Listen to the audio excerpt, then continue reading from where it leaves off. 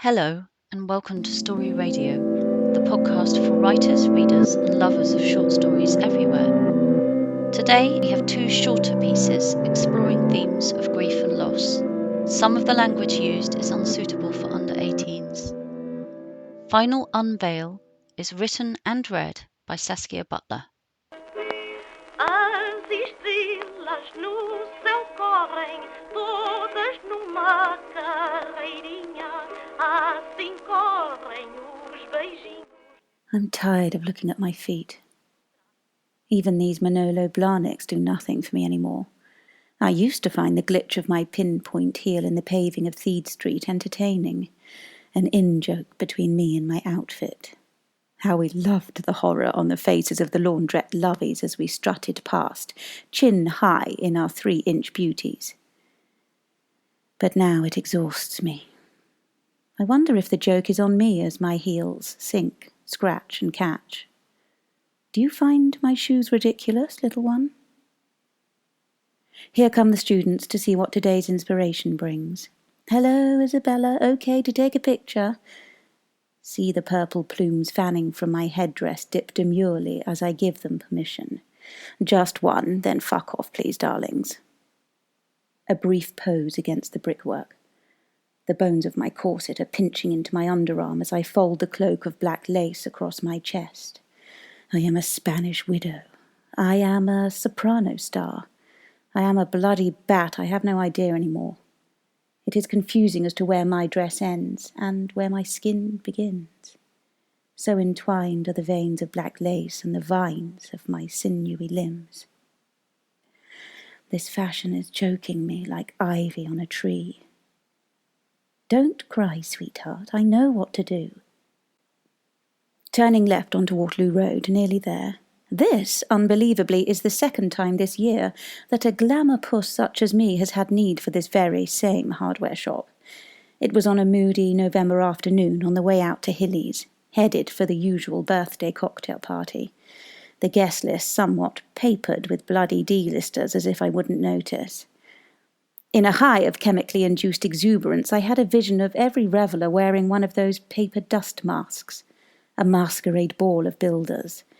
So I asked my driver to stop outside the hardware shop, and I ran in to buy their entire stockpile. If I remember rightly, I was dressed in a lime green catsuit with metal shoulder pieces. Well, it was definitely metal something, as the bog-faced boy who served me cracked a joke about minding the magnets. Ha, darling. Don't give up the day job. He didn't. Here I am again, standing in front of dear Bogface. Weed killer, please, darling. 3 bottles. Oh, I loathe his drabness and envy his usefulness in equal measure. He is presented with a problem and he knows how to solve it. His field has a beautifully neat fence around it. Either he succeeds or the customer goes elsewhere. No comment, no fallout, trail of chit-chat, no entrails for all to see. We must get back now. Please hold my hand, sweetie, don't run ahead. The morning after that cocktail party was the first time you visited me, wasn't it? I sat on the tree stump by the lake drinking the dregs of my gin slinger when you tottered around the corner. You dear little boy, hardly steady on your feet, ringlets bouncing and chubby knees winking. It was impossible to be scared. I hadn't heard that giggle for 44 years, but my love for you felt fresh and pure once more. It didn't drown with you. My darling little brother. Forever 2 years old. Back on Theed Street now and home. This plan is forcing space between my ribs as I feel the hook and eyes loosening down my back and the headdress peeling away from my scalp. The heels falling from my soles, the kohl and rouge fading away. Lie down with me as I drink. The sweet relief as the thorny tendrils are loosening their grip around me. I'm longing to rest with you. Don't be scared. I want to be kissed by the people I love. I just wasn't strong enough for the story they had planned for me. Corazinha, olé, meu bem. Corazinha, olé, ó linda. Corazinha, olé, meu bem. That was Final Unveil, written and read by Saskia Butler and produced by Martin Nathan. Now we are listening to A Summoning Spell by Lindsay Gillespie, following a woman damaged by loss in her travels along the South Bank.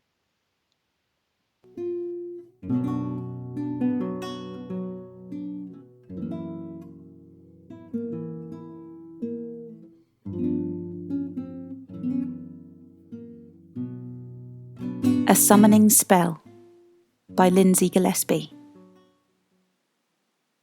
Can you make the love of your life appear just by thinking about them? I can. When I say the love of your life, you've got to keep your eyes peeled. The unloves, the scuzzes, the ones you curse to hell and back are more likely to pop up. They're easier to summon for some reason. Like they're still flitting around the edges, hovering. Like they never really left at all. A good place for summoning. Where's a good place for summoning? Well, that would be right here. Up against the wall on Waterloo Bridge. Third arch, left side if you're coming from the South Bank. But anywhere down by the river is good.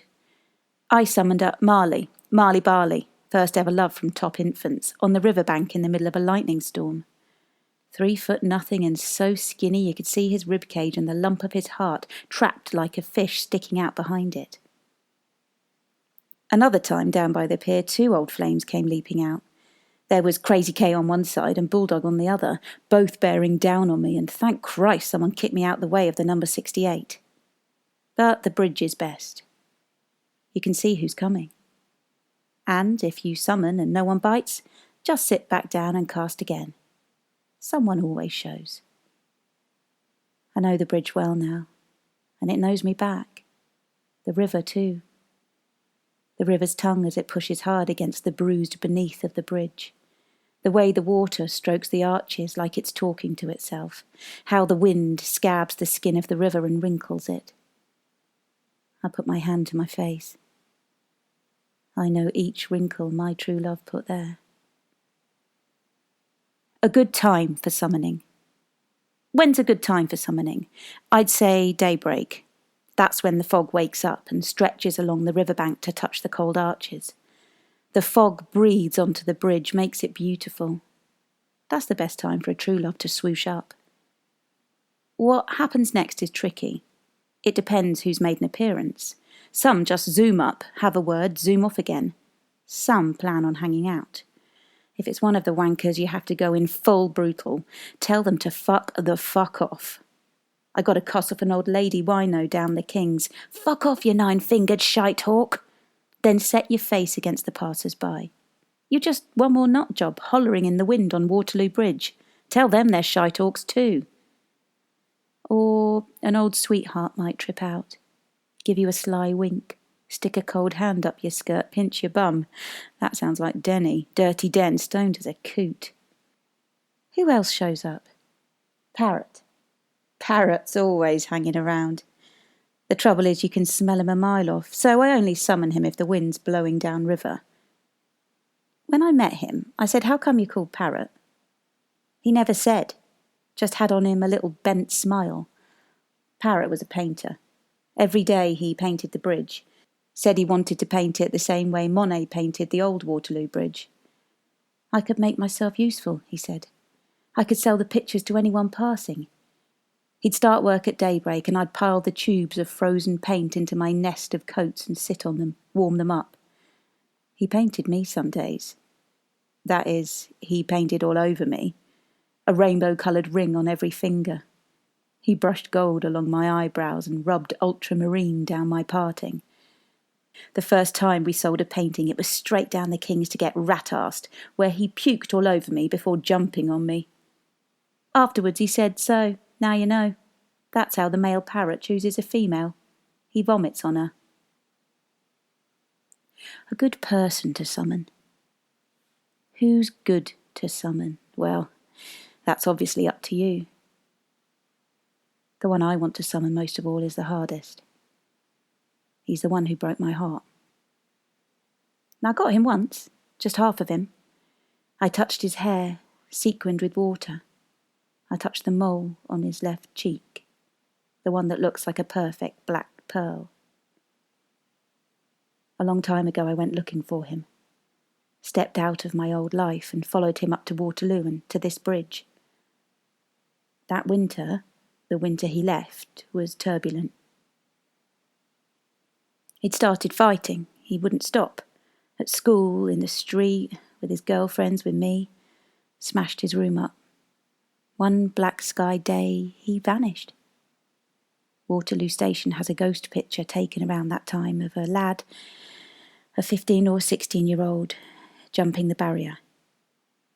There's a witness at the Jubilee who says he saw a boy with long blue hair, a wild boy, leaping about, buying tequila for everyone, anyone. That later, the same evening, there was some kind of punch-up in the Patriot the boy was involved in, and some said he'd started it in the first place. The final sighting came from a woman who says she remembers a boy with blood-tangled hair, flailing about at the edge of the bridge in the rain. The witness says she yelled, You okay?" The blue boy turned. Then the rain closed down on the bridge again, and there was nothing to see. Me and the bridge sit here waiting. Third arch, left side, if you're making your way from the South Bank.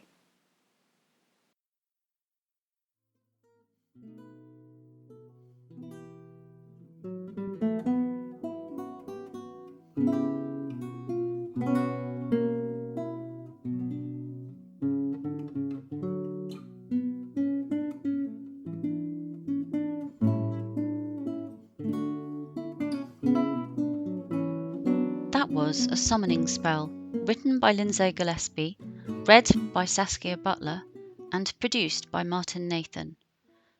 Join Story Radio again on the 1st of July for more short stories. Until then, stay safe and well. Goodbye.